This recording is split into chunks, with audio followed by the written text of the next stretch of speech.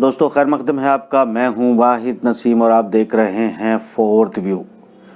आइए चलिए चंद स्ट्रैटेजिक खबरों पर बात कर लेते हैं।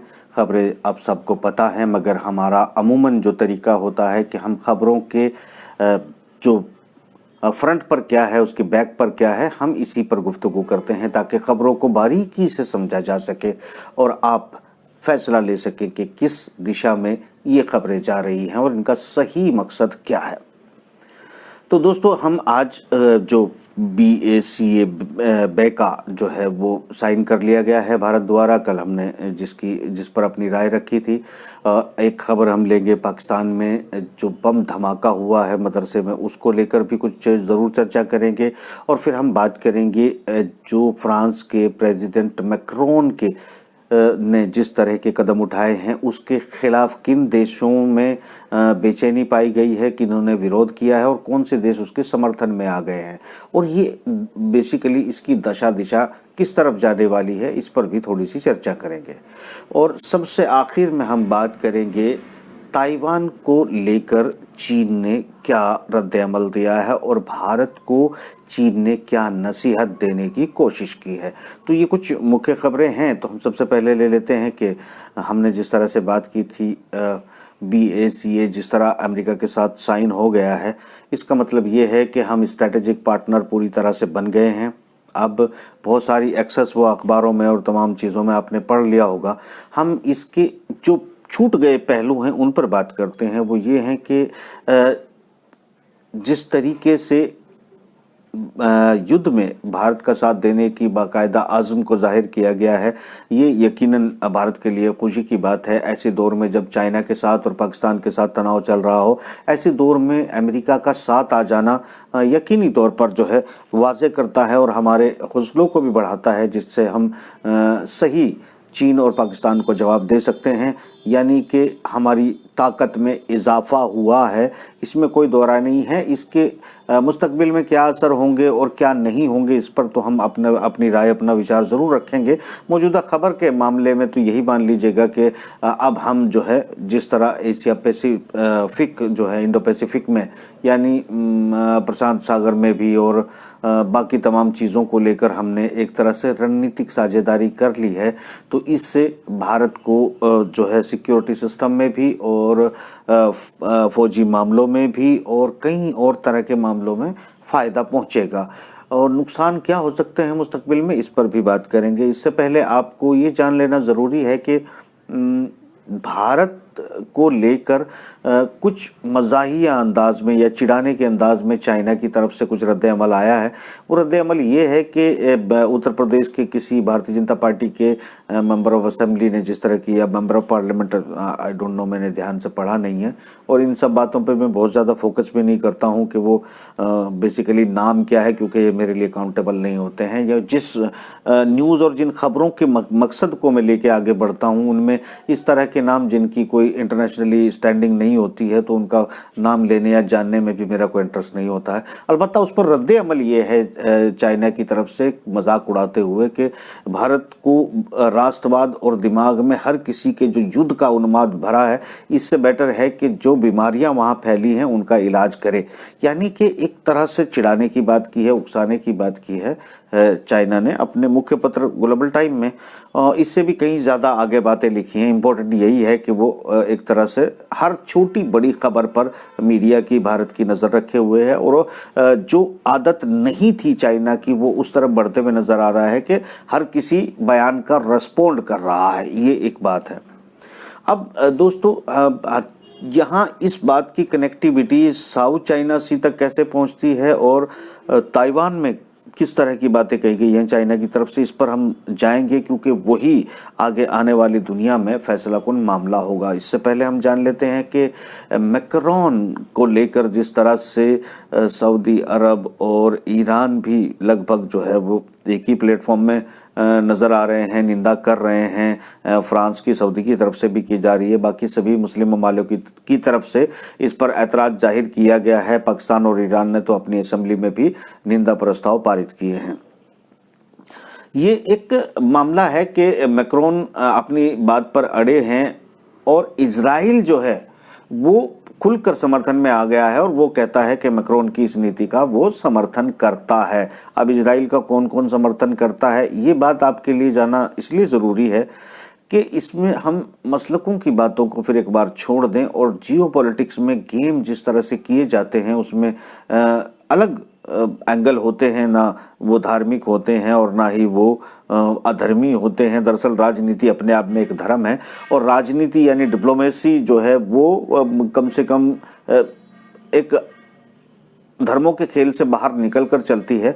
अलबत्ता ये संगठित होना या अपनी आवाम को कंट्रोल करना, आवाम के मानसिक जो उनकी स्थिति है उसको, ब्रेन को वॉश करना और ब्रेन को कंट्रोल करना, क्योंकि अपनी आवाम की इच्छाओं के विपरीत चाहे कितना भी ताकतवर क्यों ना हो उसको सत्ता छोड़नी पड़ जाती है, सत्ता में बने नहीं रह सकता। इसलिए अपनी अपनी आवाम को कंट्रोल करने के लिए राष्ट्रवाद, धर्मवाद, धर्मगुरु, ये सब चीज़ें टूल की तरह इस्तेमाल होती हैं, जो अभी भी हो रही हैं। क्योंकि ये अलग बात है कि आवाम ने जो है वो फ्रांसीसी प्रोडक्ट का बायकाट करना शुरू किया है। हालांकि कुछ दिनों के बाद ये सब भूल जाएंगे, फिर से सब चीज़ें रूटीन में आ जाएंगी। कतर और कुवैत ने, जो कि एक अलग ब्लॉक को इस वक्त बिलोंग कर रहे हैं, उन्होंने बाकायदा इस पर एक्शन लिया है। यहाँ पर दिखाई दे रहा है कि फ्रांस के साथ अपने संबंध को कंट्रोल करते हुए नज़र आ रहे हैं, यानी एक्शन करते हुए दिख रहे हैं। ये एक मसला है। और यहाँ अगर हम अब इस मामले को देखते हैं कि मैक्रोन और इजराइल और मुस्लिम जगत किस तरह से इस मामले को लेकर आगे बढ़ता है, हम अगर इस पर बहुत ज़्यादा बात न करते हुए मैं आपको ये बता दूं कि इस गेम के पीछे असल में क्या चल रहा है, इस पर हम बिल्कुल एक बारीक नज़र डालेंगे और पूरी कोशिश करेंगे कि बहरहाल क्या ज़रूरत है फ्रांस को इस तरह के सेंटिमेंट को भड़काने की और इसके पीछे कितना लंबे प्लान्स हो सकते हैं, किस तरह की दुनिया के रुख को मोड़ने की कोशिश की जा रही है और इससे किस किस देश को क्या क्या लाभ हो सकते हैं। इस पर हम एक अलग से ज़रूर प्रोग्राम करेंगे। मैं अपनी विवेचना करूंगा, जो मैं समझता हूं उसको। आप जानते हैं कि मैं सिर्फ एक जर्नलिस्ट की हैसियत से बात करता हूं, मुझे इसके या किसी के भी धर्म के मामले में न घसीटा जाए। मैं जिसकी जो भी स्थिति होती है वो खुलकर बयान करता हूँ। अब मेरे ख्याल से हम लोगों को बात कर लेनी चाहिए पाकिस्तान के उस मामले पर भी, जो पाकिस्तान में मदरसे में धमाका हुआ है। 7 लोगों की मरने की खबर अभी तक पहुंची है और तकरीबन 70-72 लोग जो है ज़ख्मी हो गए हैं। ये स्थिति क्या हो रही है? देखिए, जो आज हमने DACA साइन किया है, इसमें अफ़गानिस्तान के मसाइल भी शामिल हैं और ये पाकिस्तान की स्ट्रैटेजी भी शामिल है और चीन के साथ स्ट्रैटेजी भी शामिल है और ओपन राहदारी तो बिल्कुल इसमें शामिल है ही, इसमें कोई दो राय नहीं है।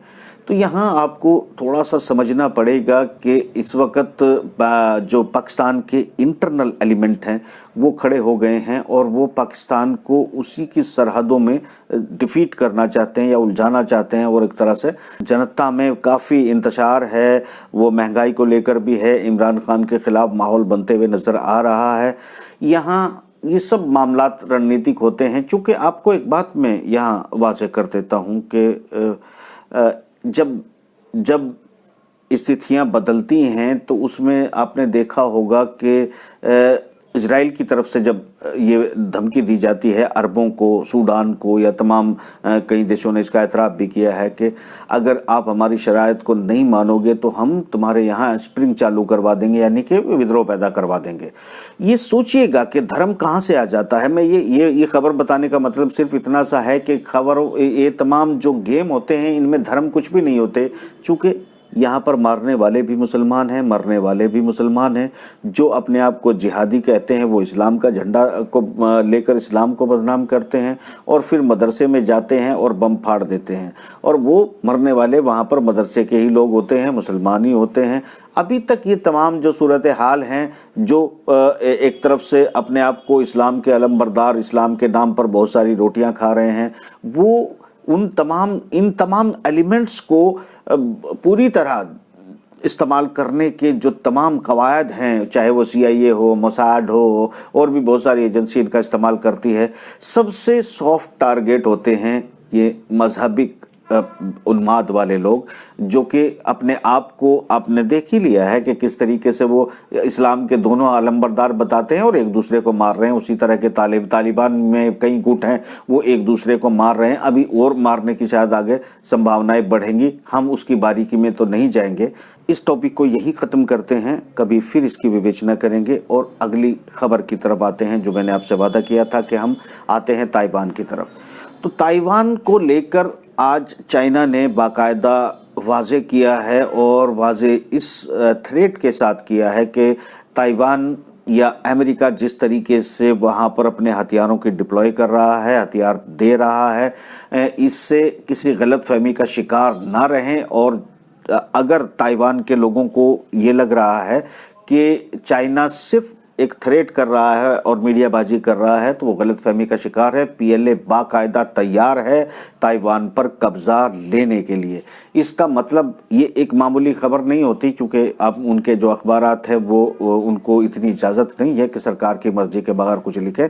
ये सबसे बड़ी खबर हो जाती है दोस्तों, और ये खबर उस बात की तायद करती है जब मैंने कहा था कि हो सकता है कि अगर थर्ड वर्ल्ड वॉर कभी हुआ तो उसकी शुरुआत ताइवान से होगी। ये समझ लीजिएगा कि अगर पीएलए सही कहता है, यानी चाइना आज सही कहता है कि वो ताइवान पर कब्जा करने के लिए तैयार है, हमला करने के लिए, अपने कंट्रोल में लेने के लिए तैयार है, दरअसल उसने ये शब्द का इस्तेमाल किया है। अगर वो ये ऐसा करता है तो यकीनी तौर पर यहाँ झड़प शुरू हो जाएंगी। पूरी तैयारी के साथ अमेरिका यहाँ मौजूद है, अमेरिका के साथ अलाई मौजूद है, क्वाड कोर मौजूद है, और ये तमाम स्टेक होल्डर ओशियान के यहाँ पर मौजूद है। तो ये फैलती हो सकता है काफ़ी बड़ा रुख अख्तियार कर ले। मैं आपको यहाँ ये बताना ज़रूर चाहूँगा कि अगर ताइवान में युद्ध की तैयारी हो चुकी है तो फिर हमें यह भी मानना चाहिए, क्योंकि इससे अच्छा मौका जो है वो कभी नहीं मिलता है। जब 2 मोर्चों या 3 मोर्चों पर एक साथ महाज खोला जाता है तो हो सकता है कि उसी दौरान भारत को भी फ़ायदा उठाने का मौका मिले कि जिस तरह से हम सरकारी बयान सुन रहे हैं, या फिर हमारे जिन मेंबर ऑफ असेंबली या पार्लियामेंट, फिर मैं गुस्ताखी के साथ इस बात को कह रहा हूँ, जिसको चीन ने टारगेट किया है, कि उस तरह की अगर कोई इरादे हैं और उन बात में सच्चाई है तो फिर एक अच्छा मौका जो है वो ताइवान के साथ उलझने के बाद भारत को भी मिल सकता है, जिससे अमेरिका के साथ आ जाने के बाद यानी BACA साइन होने का पूरा फायदा भारत उठा सकता है, और ऐसे मौके पर पाकिस्तान और चीन को सबक सिखाया जा सकता है। तो ये जो संभावनाएं हैं, हमने इन पर बात की है। दोस्तों बहुत अच्छे से जानते हो, जो मुझे सुनते हैं उन्हें पता है मैं बिटवीन द लाइन किस तरह की बातें करता हूं।